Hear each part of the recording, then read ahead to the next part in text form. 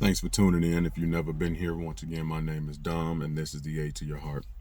So, this episode is going to be a little bit more off the cuff. It's not really scripted. I didn't make any notes. This one, I'm just off the dome. So, if it's all over the place, I do apologize in advance. But it came to my mind to really speak on communication and how to communicate. So many times we hear, oh, communication is key, communication is key, you have to communicate. But no one really explains how to communicate. So with that, I can't tell you how to communicate. I can only speak from experience of myself that grew up not knowing how to communicate. I didn't grow up in a household where communication was something that we did between my mother and my father, my sister, my brother and I. So learning the family dynamic, how to speak to a spouse, all of that good stuff. I want to touch on this particular episode here just on speaking with your partner. So with that, when it comes to communication, the main thing is vulnerability. And a lot of us are scared to be vulnerable. To be completely honest with you, a lot of us don't even know how to be vulnerable with ourselves. And I can speak on that one too, because like I said, it took me over 30 years to realize that I did not even know how to talk to myself. I wasn't living for myself. I was not being myself. I was living for someone else. So it took for me to find myself, learn myself, and figure out a lot of stuff within myself to really learn, okay, this is what communication is, this is what vulnerability is. But the main thing is to, not about me, is to, with vulnerability, when speaking to someone, it's really about pouring and being open with that person. We married this person for a reason. If I got to be very careful when I say that, because some of y'all right here are in relationships and marriages that y'all shouldn't be in. So I'm going to pump the brakes on some of y'all. But for the most part, hopefully, those that are listening, you married, at one point, in communication and everything was flowing at one point. So you have to get back to the point where, okay, we can be vulnerable with each other. And if you never were vulnerable, how to be vulnerable. So expressing yourself to your partner, telling them how you genuinely feel, whether they like it or not. Because a true partner that really, really loves you, it doesn't matter if they like it or not. They want to hear what you have to say, because everything that you say to them makes a difference. It's about, I want to make sure that you're good. So please let me know how you feel so that I can make sure that you are good. When you good, I'm good, we good. So make sure that your partner on the same page. Hey, you didn't take the trash out. I feel that when you do that, you're not valuing me, because I told you that, I like the trash out. It's been this way for the past 10 years and you still doing it. Now, if you complain about that trash after 10 years, but so still just something small, express to this person. So many times we bark how we feel. We are not in tune with our emotions. We know the basic emotions. We know happy, we know sad, and then we know mad. But there's so many more emotions that are in us. There's hundreds of emotions. But what happens is, since we don't know them, we only can react off the base that we know. So when we get sad, a lot of times that comes off as anger. The prime example I'll use is this one here. So to my ladies, you can attest to this one. When a guy come up talking to you, you say no, well then, F you then B, I didn't want your number then anyway. Or some type of disrespectful, something like that. A lot of times, folks will sit there and say, oh, he's mad, he's mad.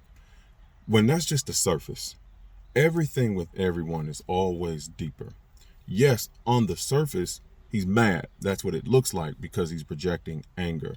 But what it really is, if you look at the depth of it, he's sad. The feelings are hurt because you told them no. He wanted your number. You did not get it. So now he's sad. But he doesn't want to express his sadness. Now he just projects it, if I can speak, as anger. So a lot of times what we're feeling on the surface level is not what our actual emotion is on the inside. So that's one part of being vulnerable, is we have to actually figure out what's actually bothering us. So many times we sit there and just go with what's on the surface. The surface is just the mind.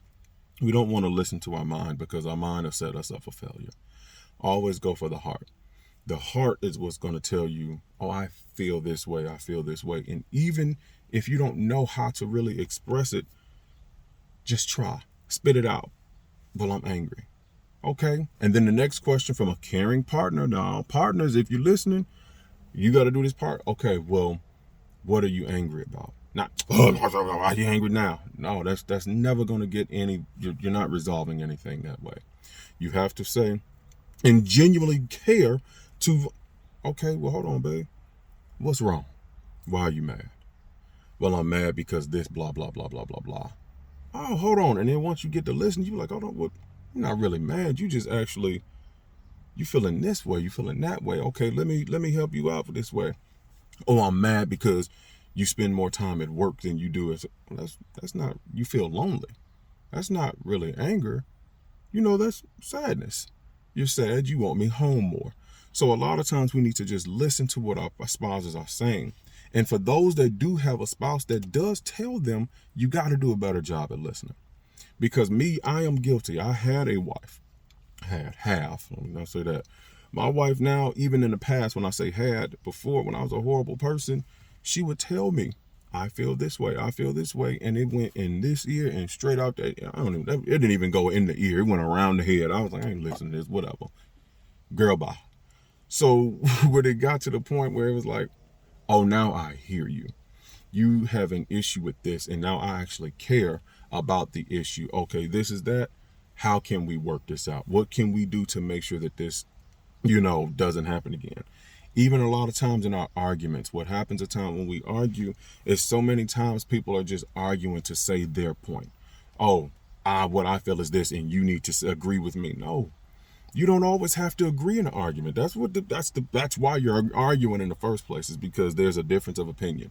You are your own being. I am my own being. We have our own thoughts, our own opinions, and there's nothing wrong with that. It's about respecting the other person's opinion, seeing where they're coming from. And although we may not, like it, I'm not even necessarily saying understand it, but being willing to say, you know what? It is understanding. I understand that you are your own person. That's what you do. Okay. Prime example for me. So in the very, very beginning of my, relationship, there was a conversation where some folks are night dishwashers, some folks are morning dishwashers. So when you deal with that, it was a situation with my spouse when it was like, hey, one of us like to do dishes at night, one of us like to do them in the morning. How do we come to a resolution with this? So that one, that's actually, to be completely honest, that's a horrible example, because there was really that one got resolved because there was just a willingness me. I'm the night dishwasher. I like dishes done at night. I don't like anything in the sink. So for me, it's, let's just knock them out. I don't have an issue with that. I know, boom. So that was resolved that way, rather than, hey, leaving them in the morning. No, so I just took care of them at night. But you do have other situations, once again, horrible example, but times of when there's just a difference of opinion, you guys can come together and just say, hey, I feel this way, you feel that way. Boom. So just understanding, once again, okay, this is why you feel that way. Okay, I don't like it, but I understand it. It won't happen again. Or even if it's, I'm trying to think of a better example. Let's say a conversation where you're speaking to your partner and he or she may say something along the lines of, hey, when you speak to me that way, I don't like it. And you may legitimately feel like, well, I'm not talking to you any old kind of way. To your partner, that is still an issue. So you should take heed to that and make a conscious effort to say, you know what? I hear you. I apologize for, offending you. I will try to make a conscious effort of doing this. Now, once again, teeter the line with that, because some folks, and like I said, every situation is different. You know your situation. Sometimes you do have folks that just want to be spoken to like they are freaking kings and queens. That's not the case. It's about respectful communication. If it's disrespect, then yeah, you should not be dealing with disrespect in your relationship. So that's it. But really, once again, we have to be vulnerable. Let folks know how you genuinely feel. Even if you don't, like I said, just start trying to express it. The attempt is better than not doing it at all. So many times what we do is we just shut down.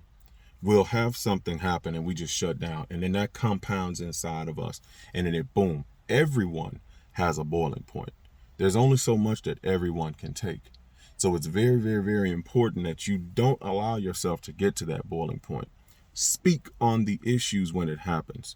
Communicate the issues. Hey, this is what it is. And also that level up, that expert level, PhD level of being that vulnerable with it. Hey, I don't like when you do this. Okay, that's fine. That's expressing it. Let's work on the tone. Tonality is huge in communication.